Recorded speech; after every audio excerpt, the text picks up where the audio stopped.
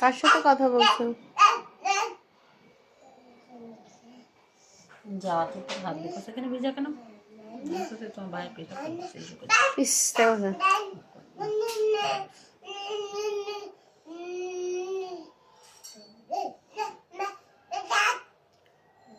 দাঁত কি দাঁত?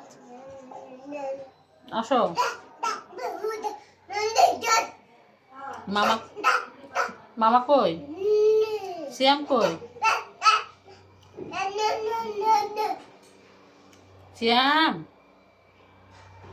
সিয়াম কই? আসো। কি খুশি মাশাআল্লাহ।